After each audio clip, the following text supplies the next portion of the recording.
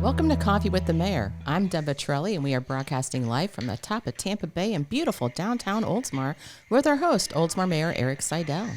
These segments are featured each Wednesday following an Oldsmar City Council meeting for the community. Good morning, Mayor. Good morning. How are you? Good, you? We're rolling with the punches. Yeah.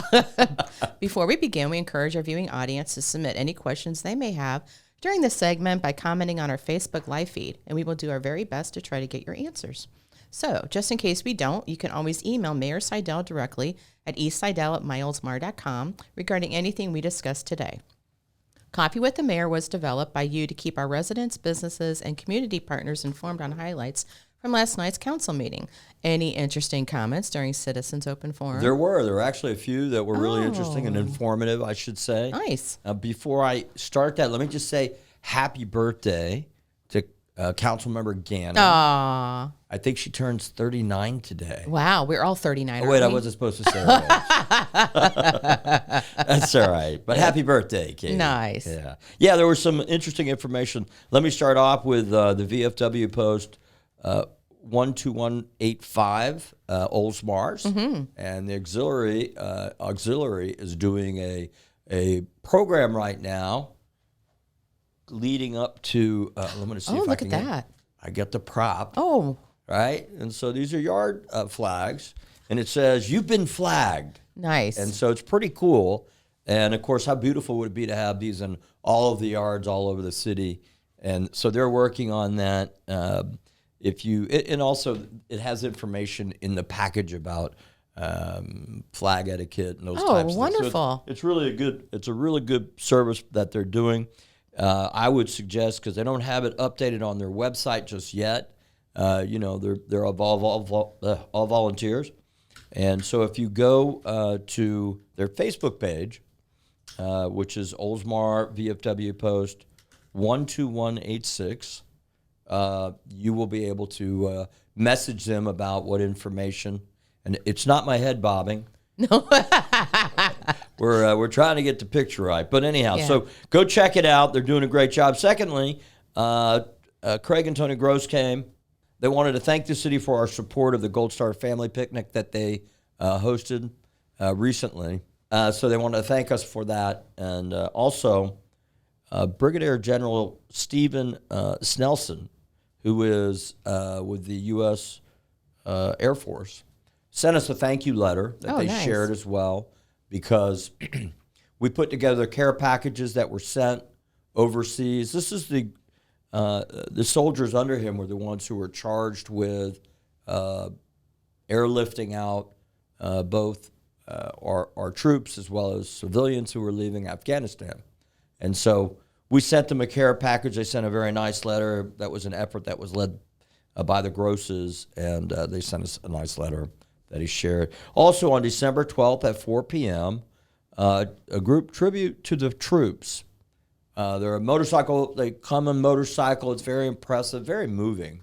And they've been here before, and they're going to come December 12th at 4 p.m., and it's going to be over at Veterans Park. So we'll talk about it, I'm sure, more before then. Oh, sure. But they mentioned that last night when they came and visited. And, of course, Masuda was there with Friends of the Arts. Oh, with the gang there, too? More importantly, some of the cast members for the production of Shrek's Fairy Tale. That's going to be this Saturday at Ariel's Park. It's a free event. The kids do a great job. They get better and better with their productions, and so it's pretty cool. They start shooting at 7. The show goes on at 8. The weather should be beautiful. I think it's going to be like 70 degrees this weekend. Doesn't get any better than that. So those are kind of the highlights. Oh, wonderful. So I heard there was a presentation of a proclamation for Florida City Government Week. Who was the proclamation presented to? It was by the birthday girl. Oh. Councilmember Gannon presented that last night. Yeah, good government, as I always kind of look at it, the Florida Government Week, it's a program that's put on by the Florida League of Cities, and it's really to promote local government. And you'll notice if our citizens are subscribers to the city's Facebook page, you'll see through social media we're putting out a lot of different materials that spends time kind of educating what this charter official does, and the city clerk, the city manager, the council as a whole, And so in any event, it's a great week, and go read those things and get up on what's happening in your city. Wonderful. There was a first reading for an ordinance. Normally we don't talk about first readings, but I thought this was important, is setting the March municipal election date for March 15th, 2022. So was the first reading approved? And then why was the date changed from the standard election date? It was approved, and there's a little bit of disconnect when this happens every now and then. Our charter requires that let me get this right, I believe it's the second Tuesday following the first Monday in March, right, is when our election is. Well, it so happens that the first Tuesday is the first day of the month. Oh. So it throws things off. Long story short, the correction of it is that the election will be on the 15th. Okay. And that's really, the municipal elections are held by our county supervisor of elections. They actually run it. And it saves the taxpayers quite a bit of money by having them run it. So, yes, that was changed. And so I suspect we will have the election on the 15th. Interesting. Next year. Yeah, next year. It'll be here before you know it. It was funny. All the motion makers were all the people running for re-election. They were like, yes, yes. Please. The city manager requested approval of an interlocal agreement with Pinellas County for the Florida Department of Environmental Protection for the annual stormwater regulation program and surveillance fee. Was this item approved? It was. Just to explain, the Florida Department of Environmental Protection regulates all municipalities and counties when it comes to stormwater management permitting and also their practices, which is part of the National Pollution Discharge Elimination System, which is the NPDES.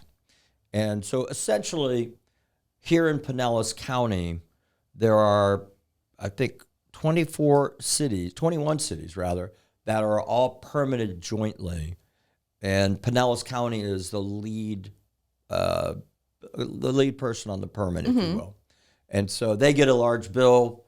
It's good, in the sense that we pay our share. We all collectively do it. And what we're paying for is the service from EPA to oversee and assure that we're disposing of the stormwater properly. Okay. Right? And so you pay for them to oversee you. Yeah. Right? As a citizen, it's a good thing. We want a third party doing that. Yeah. We don't want, and the city wants it too. And so in any event, it costs us, our share of the $30,000+ bill is like $600. Okay. So yes, it was approved. Got it. And also the city manager requested approval of 2 special event applications. Were these applications approved? They were. One of them was for the Upper Tampa Bay Chamber of Commerce for Oldsmar Days and Nights. Oh. Some people might remember that they run that event, and it's November.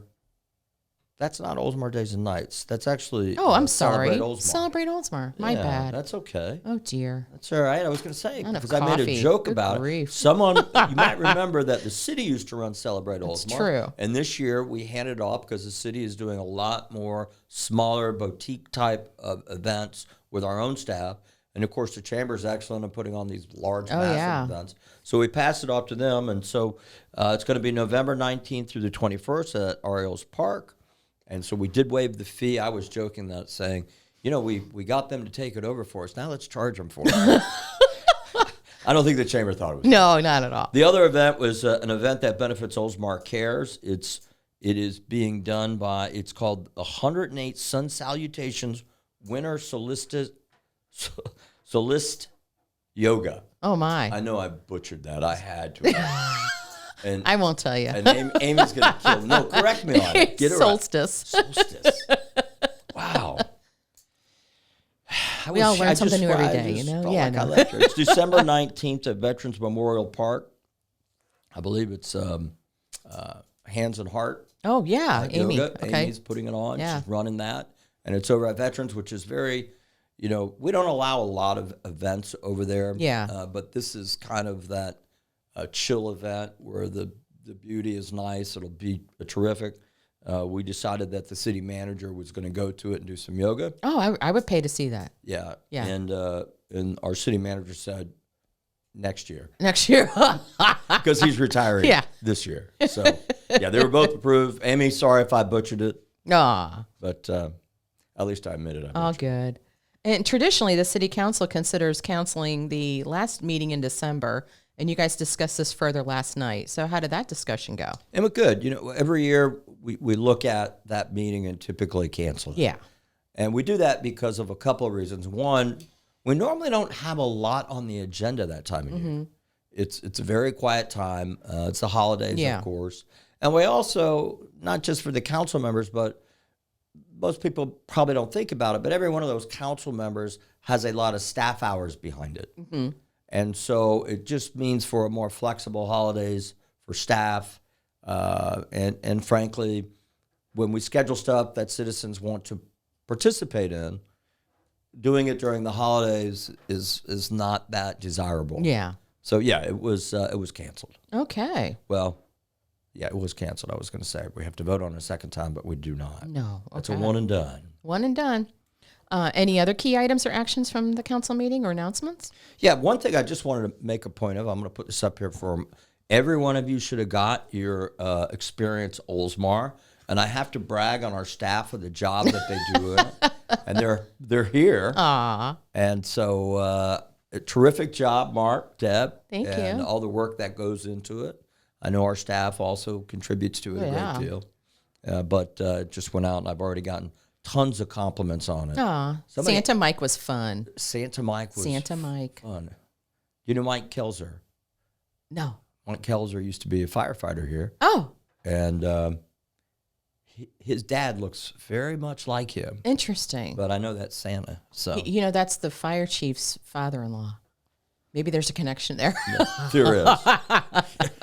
We're going to move right on. So just a couple things I want to mention on. So you might recall there were some citizens who came to the council meeting, maybe 2 meetings ago or last meeting, concerned about all the noise that's getting created from the new flight path for St. Pete Clearwater Airport.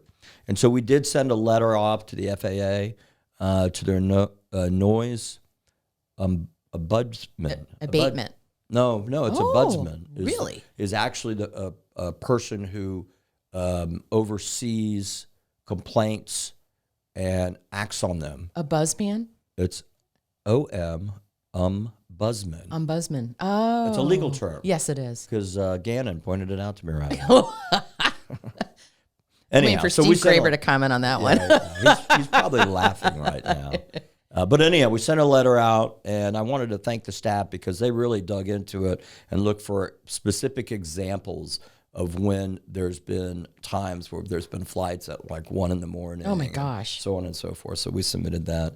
And we also sent a letter to the administrator of FEMA asking for them to delay risk rating 2.0. And so we'll see how that goes. Of course, Oktoberfest is this weekend. Yay! Get your steins ready. Come on out. It's going to be a lot of fun. It's over at Tampa Bay Downs, and the weather is, like I said, supposed to be perfect. Oh yeah. So if you're not over at the park watching the kids do their thing, you can be over there holding the steins and doing that type of stuff. Cool. So it should be good, and. Just real quick, I want to talk about this. So here's talking about this more coming up, and that is that we're coming out with a program, Save Our Bay. Mm-hmm. And it really kind of started with the Sierra Club was putting on this online State of the Bay.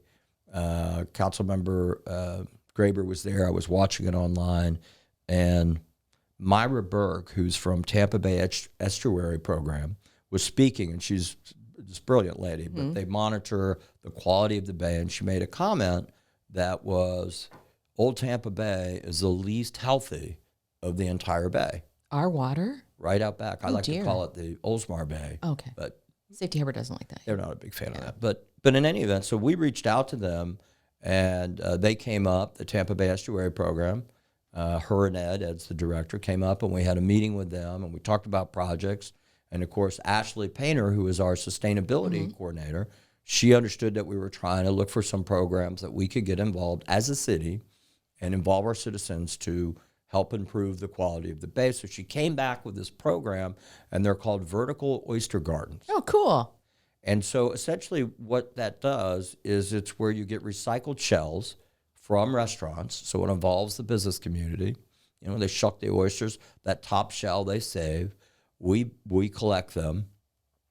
And then we basically string them like popcorn. We have a day, and it's going to be December 12th, I believe, is the day that we're going to do this at Ariel's Park. You'll hear more promotion about it. Okay. But we're going to do it at the park, and you string them.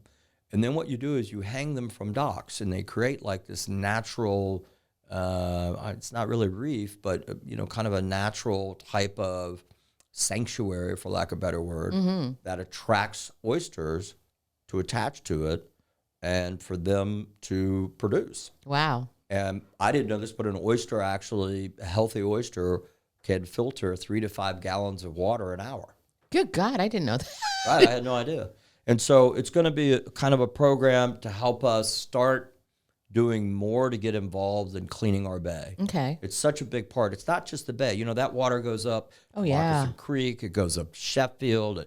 It's out at the bayou. And so we're going to try to do more and more in that area. This is the first project that I reach out to Mayor Joe over in Safety Harbor, and he agreed. We're going to try to do this together. Oh, nice. It's going to be like a mayor's challenge, but not challenging as a competition, but rather working together on it.